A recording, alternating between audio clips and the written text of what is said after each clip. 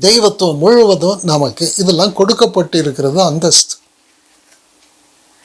கிறிஸ்து என்கிற மேய்ப்பனில் நமக்கு கொடுக்கப்பட்டிருக்கிற அந்தஸ்து எல்லாம் புதிய உடன்படிக்கையில் நிருபங்களில் எல்லாம் எழுதப்பட்டிருக்கும். ஒவ்வொரு வசனமும் நம்முடைய அந்தஸ்து தான்.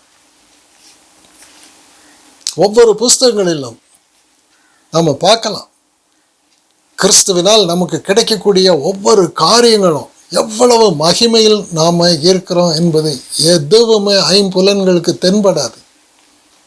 அவர் நமக்குள்ளே இருக்கிறார் என்று நாம் மேய்ப்பனும் ஆடுகளுமாக ஒரு காலகட்டத்தில் மணவாளனும் மணவாட்டியுமாக இணைந்து கொள்ளணும். இதுதான் அவர் விரும்புகிறாரு. அவர் விரும்புகிறதே இதுதான். பேசிக்கிட்டே இருக்கிறார்ல, ஆதியாகமத்திலிருந்து வெளிப்படுத்தின விசேஷம் வரை பேசிக்கிட்டே தானே இருக்கிறார். இன்று அவருடைய சத்தத்தை கேட்பீர்களாகில் பேசிக்கிட்டே தானே இருக்கிறார். நாம மந்தமான ஒரு நிலையில் இருந்தால் கூட அவர் பேசிக்கிட்டே தானே இருக்கிறார். மேய்ப்பன் அப்படிதான் இருப்பார். என் ஆடுகளை என் கைகளிலிருந்து யாரும் பறித்து கொள்ள முடியாது, கேரண்டி. பாதாளத்தின் வாசல்கள் மேற்கொள்ளாதபடிக்கு உன்னை நான் உருவாக்குவேன், கேரண்டி. யார் கொடுப்பாங்க இந்த கேரண்டி? எந்த மனுஷன் கொடுப்பான்?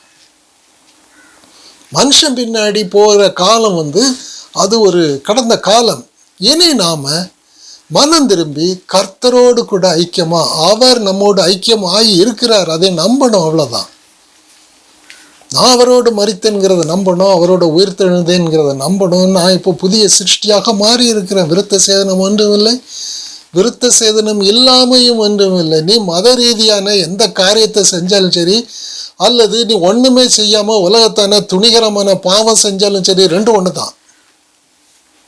ரெண்டும் ஒன்று தான். மத பரிசுத்தம் உள்ளதும் சரி, மத பரிசுத்தம் இல்லாத பாவ வாழ்க்கையும் சரி, ரெண்டும் ஒன்று தான். புது சிருஷ்டியாக அவர் நம்முடைய மேய்ப்பனாகிய கிறிஸ்து நம்மை மாற்றி இருக்கிறார். இது மகாபெரிய பாக்கியம் நமக்கு கொடுக்கப்பட்டு இருக்கிறது. ஆனால் இந்த சுவிசேஷத்துக்கு எவ்வளவோ தடைகள் இருக்கும்.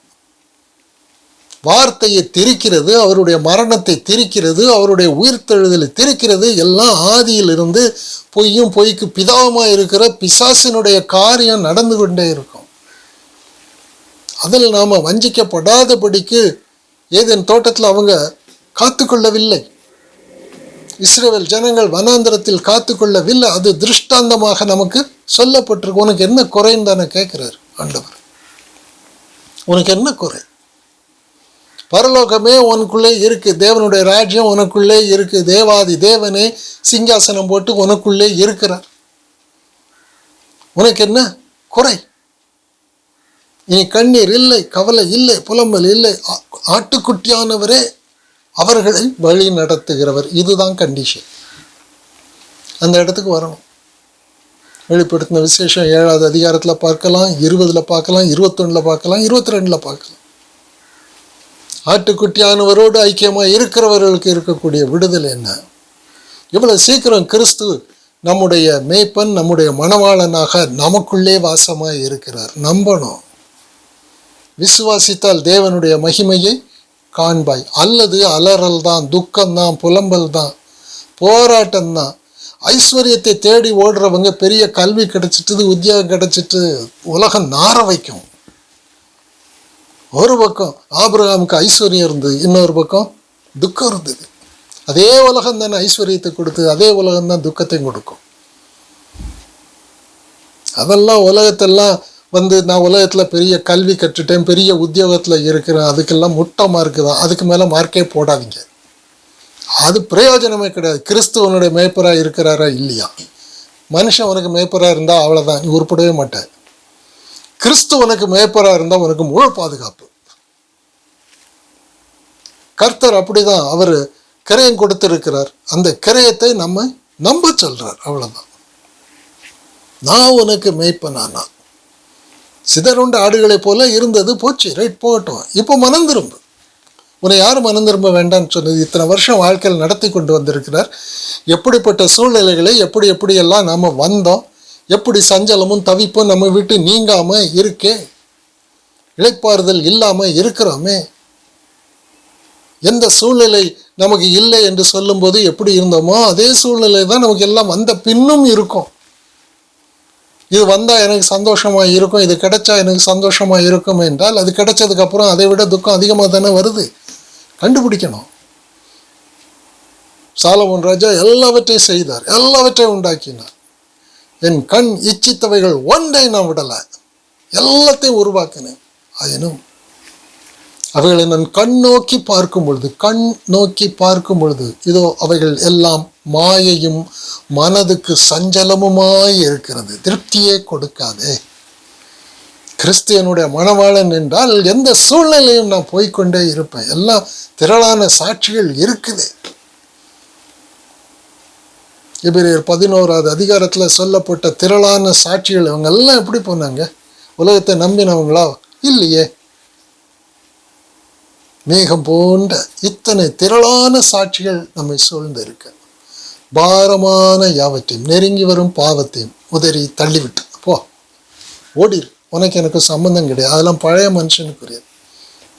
நம்முடைய விசுவாசத்தை முடிக்கிறவருமாகிய நம்முடைய மேய்ப்பன், நம்முடைய மேய்ப்பனுடைய வேலையே அவர் மேய்க்கிற அவருடைய காரியமே விசுவாசத்தை துவக்குகிறதும் அதை பூரணப்படுத்துகிறது தான்.